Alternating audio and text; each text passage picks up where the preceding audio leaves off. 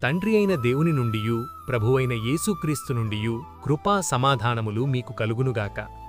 ఈరోజు దేవుడు తన పరిశుద్ధ గ్రంథములో నుండి మనకు అనుగ్రహించిన నేటి దేవుని వాగ్దానము కీర్తనల గ్రంథము 37వ అధ్యాయము 34వ వచనం. భూమిని స్వతంత్రించుకొనున్నట్లు ఆయన నిన్ను హెచ్చించును అని దేవుడు ఈరోజు మనతో మాట్లాడుతున్నాడు.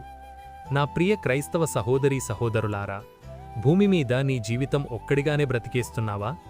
దేవుని గూర్చిన అవసరం లేదని భావించి కొనసాగిపోతున్నావా? ఒక్కడిగా బ్రతకొచ్చు కాని ఆ జీవితములో సంతోషాన్ని కోల్పోతావు. దేవుని గూర్చిన అవసరం కలిగినప్పటికీ నాకు దేవుడు అవసరం లేదు, నాకు నేనుగా వీటిని పరీక్షించుకోగలను అని అనుకొని కొనసాగిపోవచ్చు. అలా భూమి మీద జాగ్రత్త పడగలవు, మరి పరమందు నీ జీవితముని ఎవరికప్పగించగలవు? నా ప్రియ క్రైస్తవ సహోదరీ సహోదరులారా, నీ జీవితమును ఇహమందు పరమందు దేవునికి అప్పగించుము.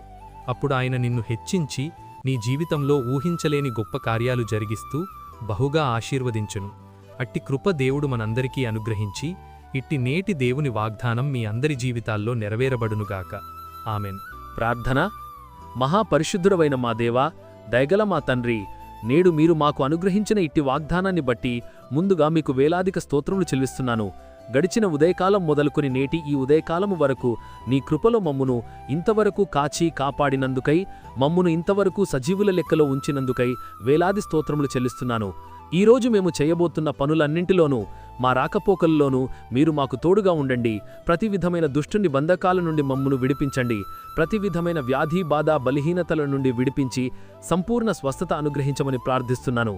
ప్రతి ఒక్కరి కుటుంబాల్లో ఆర్థిక ఇబ్బందుల నుండి లేవనెత్తి క్షేమాభివృద్ధిని దయచేయమని ప్రార్థిస్తున్నాను.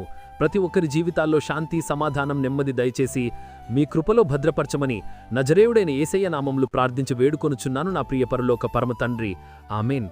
దేవుని కృప, ఆయన నిత్య సన్నిధి కాపుదల సదాకాలం మీకు తోడై నడిపించునుగాక. ఆమెన్.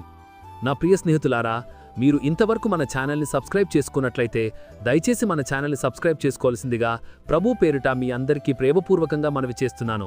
దేవుడు మిమ్మల్ని దీవించునుగాక. ఆమెన్.